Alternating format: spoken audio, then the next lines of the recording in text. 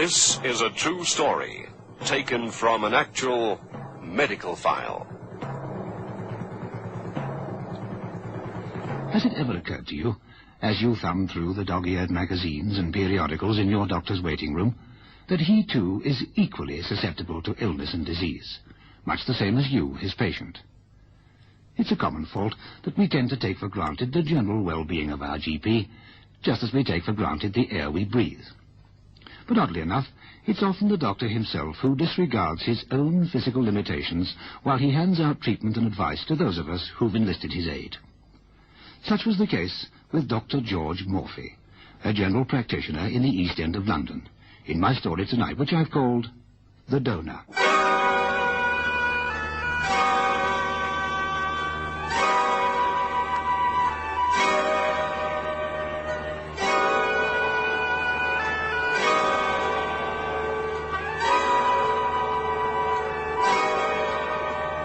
Medical file. Factual stories of the men and women whose vigilance guards our lives. A reconstruction of clinical case histories, step by step with the doctors who were there. Medical file.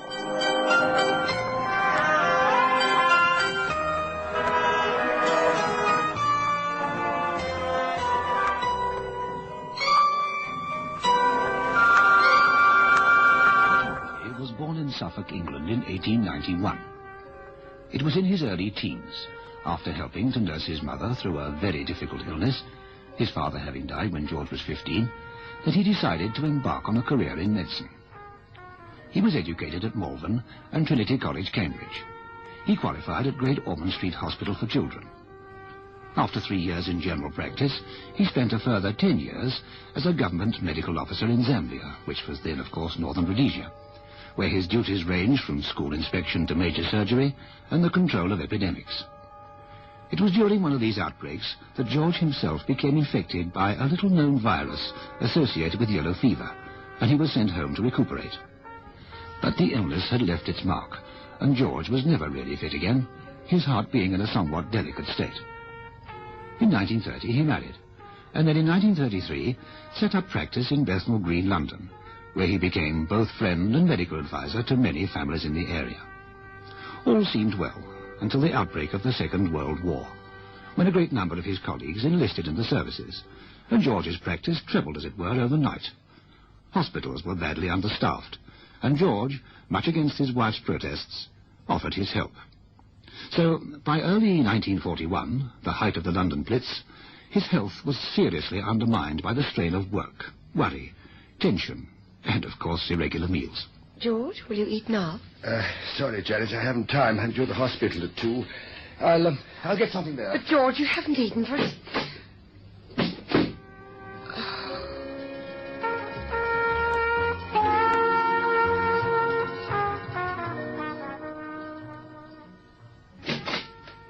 Oh, what the blazes are you doing here, George? I told you to clear off for a couple of days. Oh, don't be absurd, Arthur. The war's understaffed as it is. You can't afford to... What I can't afford is an unnecessary patient, which is what I'm going to have if you suddenly go down with a coronary. Nonsense, I'm as sound as a bell. Now, let's have a look at those files, huh?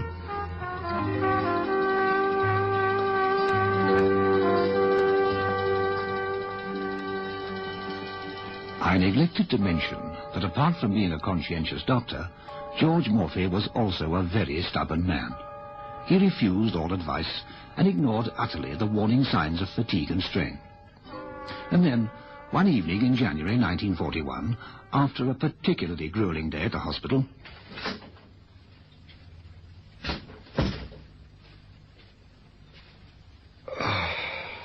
Hello, dear. George, you look utterly worn out. I am a little tired. What time is it? A little after 5:30. Oh, good. I think I'll have a little nap before surgery. Must you? I mean, can't you cancel? I'm sure they'll understand. Any really urgent cases, I can always get old Dr. Simmons. No. That's all right.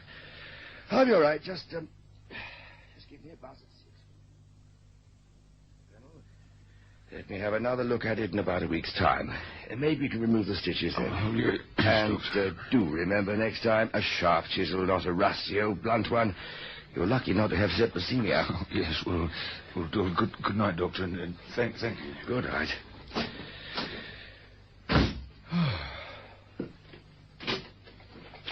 Well, now, is that... That was the last. Oh. Supper's ready, such as it is. After which, it's straight up to bed for you. Yes, if Mr. Hitler will allow us our beds again tonight. Very well, I'll just scrub up. Oh, if that's a patient. Morphy? Oh, Dr. Morphy, it's Miss Cave here. I'm sorry to trouble you so late, but it's Gran. I mean, Mother. Another attack? Yes, very bad. I haven't seen so bad for ages. It's... Wait. What is it, Mrs. Cave? We got a telegram today from the War Office. Oh dear. It's Jack. They reported him missing. All right, Mrs. Cave. Now, you go on home. I'll be over shortly. George? Sounds a bit urgent for somebody to get over there. George, you can't go on like this. Yes. Dr. Cox had a word with me the other day. Your blood pressure's up again. Cox should learn to keep his mouth shut. I'm sorry, my dear. I'm afraid that's the penalty you pay for marrying a doctor. I'll be as quick as I can. I'm sorry to ruin your supper. I'm sure it's excellent.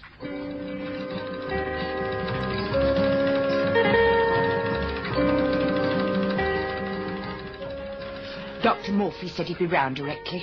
Lou, you've got no right to call him out. I've had these attacks before. Not as bad as this, you haven't. I've had asthma all my life. It'll pass. Give over talking, will you, and lie still. Ma'am, Dr. Morphy's here. All right, Brian. Come on up, Doctor. In here, Doctor. Thank you. And how are you, Mrs. Cave? Oh, I'm all right, I suppose. Hello, Doctor. Oh, good evening, Mrs. Parker. Oh, I was just telling her, Lou. She didn't ought to drag you out. Now, you let me worry about that.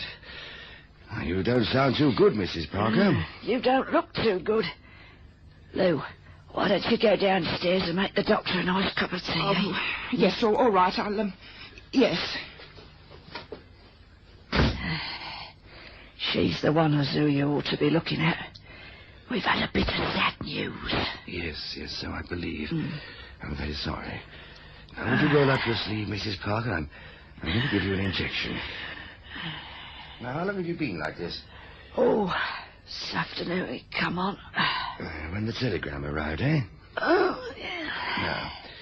No. This won't hurt. Yeah, I've heard that one before. I hate needles. Yeah, all right, get on with it. Oh. There. Now, you still have that asthma spray? What good it does. Or I will try a new prescription. Let your daughter have it, and she can pick it up in the morning. Yeah, all right. By the way, when you go down, don't say nothing in front of the kids. You know, we've not told them yet about Jack. I mean, their dad. Yes. After all, missing's not... Well, you know, I've tried to explain to Lou. It's not final. Not yet, anyway. Yes, well, there's always hope. Yeah. Maybe the Red Cross can Oh, find something else. yeah. Well, off you go, then. See what you can do for her. She's keeping it all inside. You know what I mean? Well, then you better get off home and get some rest. I don't like your colour. I might remind you, Mrs. Parker, you're supposed to be the patient and I'm the doctor. Yeah, well, be that as it may. Go on. And thanks for coming. Good night, Mrs. Parker.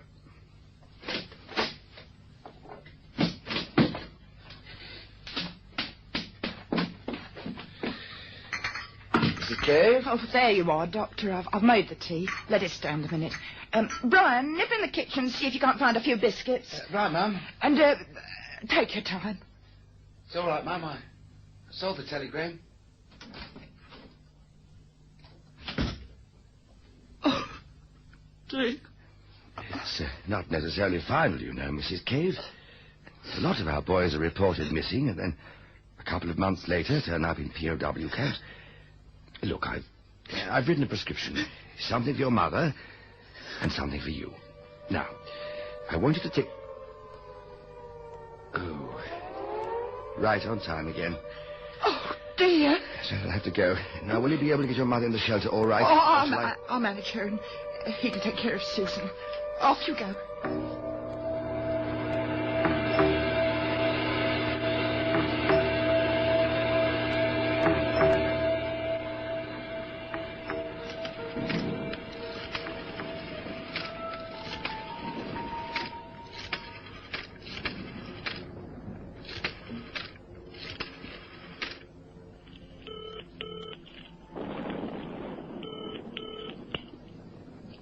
Bow double 436. Janet. George, where are you? Tobacconist, Grove Road. I'm all right. I thought I would let you know. I'm nipping down to the hospital. For heaven's sake, George, you can't possibly... Janet, please allow me to know what I can and what I can't do. Now go to the shelter straight away and stay there till I get back. If you need me, you know the number. But only if it's an emergency. You understand? Yes. No buts. Please do as I say. Don't worry, Janet. I'll be all right.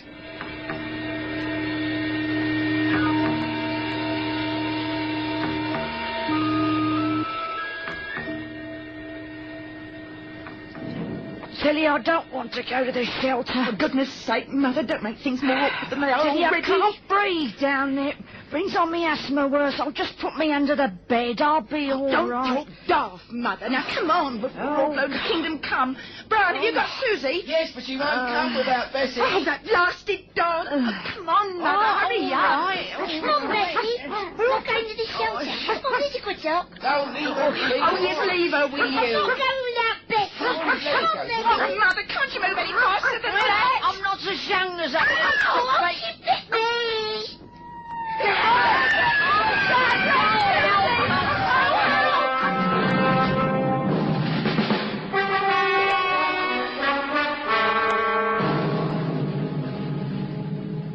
Luckily, Mrs. Cave and her family managed to reach the shelter safely before the bomb could do them any harm. Not so the house opposite, however. That received a direct hit. Meanwhile, at the hospital, a similar scene was taking place, but on a much larger scale. The distracted nurses and hospital staff were escorting those patients who could walk to the safety of the shelters, those who were bedridden having been permanently settled in the underground wards. George Morphy arrived in the midst of this chaos, somewhat breathless, seeking his friend and colleague Arthur Cox. He found him loudly reprimanding a panic-stricken nurse. For heaven's sake, nurse, how many times? Don't air about the ward like that. You want to panic the entire hospital?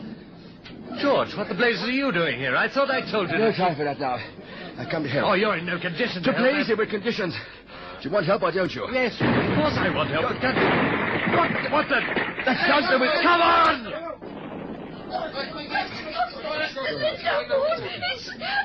Pull yourself together, nurse.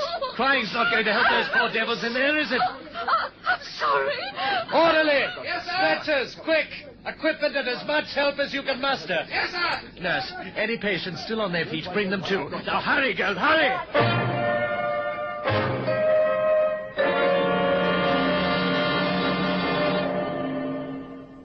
The terrified nurse ran off to organize what help she could, while the two doctors hastily made their way to the stricken ward to face a scene of utter carnage. Throughout the night, they and their colleagues fought to save what lives they could, with little thought of personal safety. Meanwhile, the Cave family settled down in the shelter to pass the night as best they could, with a pack of battered cards. Well, that is to say, Brian and Susie played, while Mrs. Cave bit her lip nervously, and old Mrs. Parker wheezed in the background. What's the time, Lou? Lou. Huh? Time. Asked you the time. Oh, I don't know. Brian, what's the time? 5 to 2, Mum. Oh, come on, it's your turn. All right. Hey, you cheated. I never. Yes, you did. Oh, get over you two. You're getting on my nerves with your squabbling. You ought to be asleep. Don't shout at them, Lou. They're only having... No such thing. Light's gone out, that's all. It's all right, Mum. I've got a torch here. Because I won't last long as soon as the battery's gone. Oh, I want to get out. Brian, open that door. I want to get out. Mommy, I'm right. Now look what you've done, you silly apeth. You've upset the kiddie. All right, Nobby, all right. I can't. It won't open. It's stuck. Oh, no. We're buried alive. We're buried alive. Mommy. At 5 5 o'clock that morning, Dr. George Morphy was still at the hospital attending to the sick and injured as best he could under the most trying conditions. Then suddenly, while he was treating a patient for a severe leg injury, he clutched his chest and began to stagger. A nurse rushed to his aid and gently placed him in a chair. Are you all right? No, you better get Dr. Cox. Tell him... All right, I'm here. What happened? I'm not sure. He suddenly... Arthur, I'm afraid I can't... All right, don't talk. As you finish bandaging that patient, I'll take care of Dr. Morphy. Yes, Doctor. Where are your capsules? Here, in my pocket. Right. All right, I've got them. Now, here, bite on that, bite.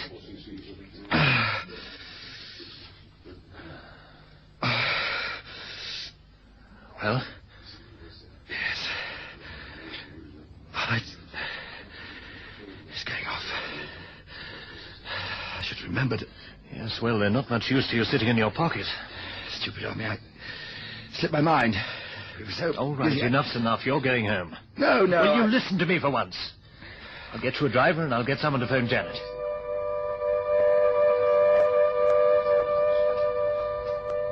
And so George Morphy was sent off home.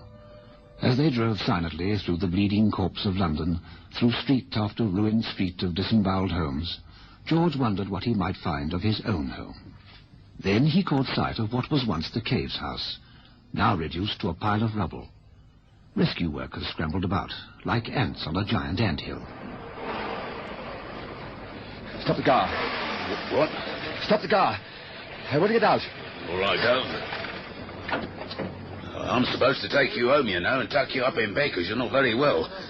Hey, Doctor. I know these people. The ones who live here. I must say they're all right.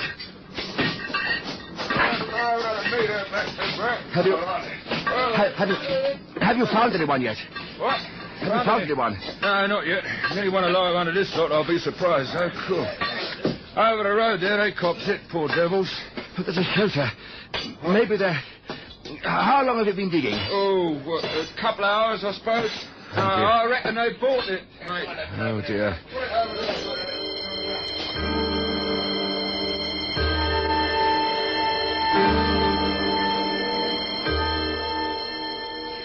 We're done for. We're never going to get out. I know we're not. Oh, we're going to die. Shut up, Susie. Of course we're not going to die. Oh, dear.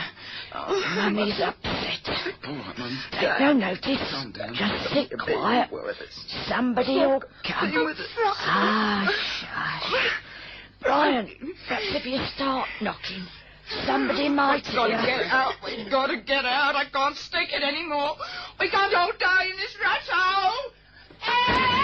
No! Brian, try and stop her!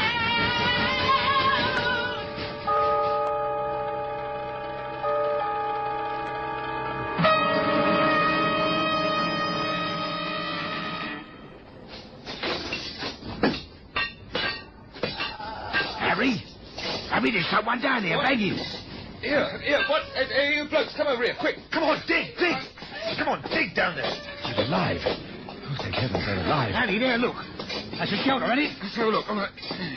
Looks like the entry. There's half a wall on top of it, though. Oh. If that's the month of Sunday. Well, we'll have to, won't we? Come on, put a bit of elbow grease behind it. Come on, Driver! Come on. They're still alive down there. Get back to the hospital fast as you can. Find Dr. Cox. Tell him I may need some oxygen. Right, Doctor. As much as you can spare. Right. The air must be pretty foul down there by now. Well, what about you? I'm staying on here. But Dr. Morphy, I was told... There are 4 people trapped in that shelter. Heaven knows how long they've been without air. If they don't get oxygen, they're going to die. Now, hurry!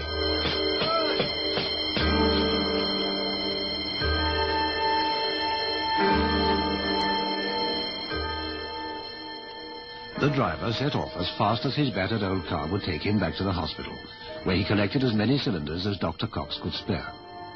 Meanwhile, Dr. Morphy tried to assist with the digging operation as much as he was able, but the effort proved too much for him, and soon he had to retire, sitting on the rubble forlornly helpless, willing the rescue workers to get through. Here, you all right, mate? What? Oh, Yes. Oh, you look a funny colour. Please, don't worry about me. Just get on with your digging. All right, mate. I need to get narky. We're going as fast as we can. Oh, it's true that in weighs half a ton. Yes, I'm sorry. I didn't mean to... Look, let me come and help you. No, it's all right, mate. You stay there. We'll get them out. Don't you worry. Yes. Would they be alive? Come on, that's it.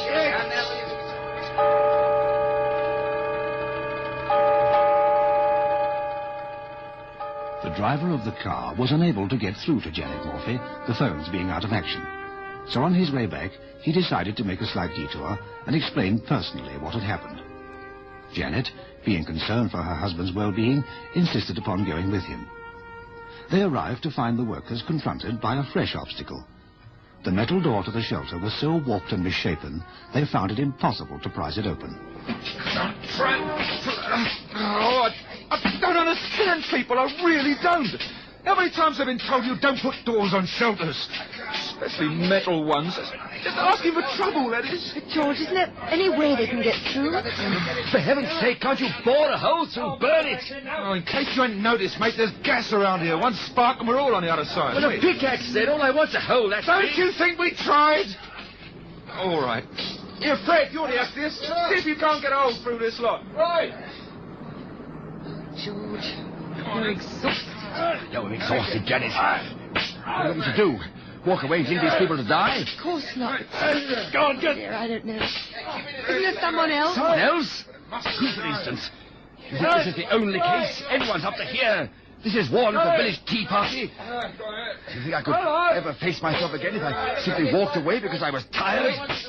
One more. You're more than that, George. You're ill. That's it there. We're through.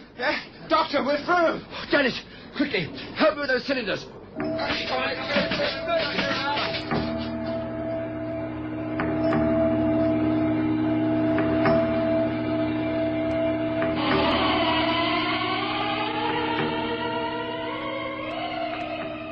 It had taken a little under 4 hours to get the oxygen through to the occupants of the Anderson shelter in the garden of number 14 Belhaven Street.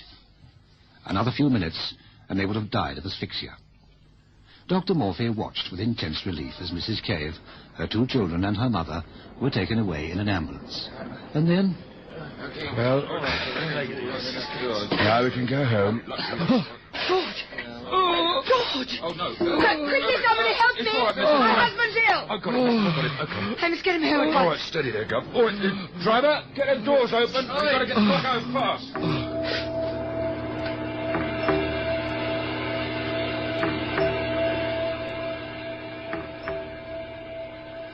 Dr. George Morphy collapsed on the steps of his own surgery, ignoring all the advice he'd meted out to his patients in nearly 25 years of medical practice. Mrs. Cave, her children and her mother were housed in a rehabilitation centre until suitable accommodation could be found for them. 2 months later, Mrs. Cave learned that her husband Jack had been found by the French resistance when his plane had been shot down over occupied France and was soon to be repatriated. She called on Dr. Morphy both to thank him and to impart the good news.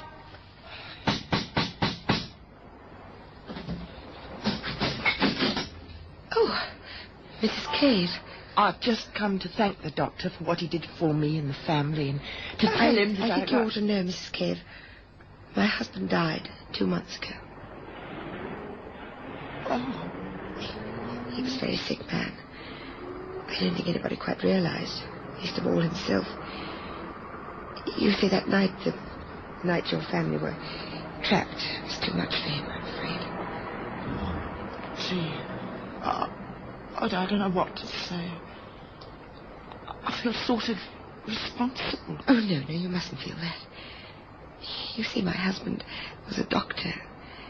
His patients came first.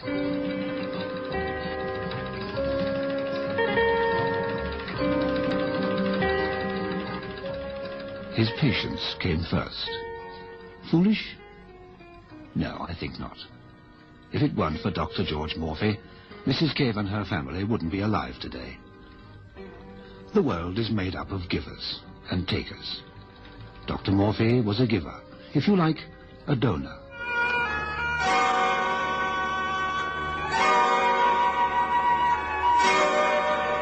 Medical File, the documented story of the men and women who in hospitals, research centers, and lonely surgeries guard our lives. Listen again next week for another true story from Medical File.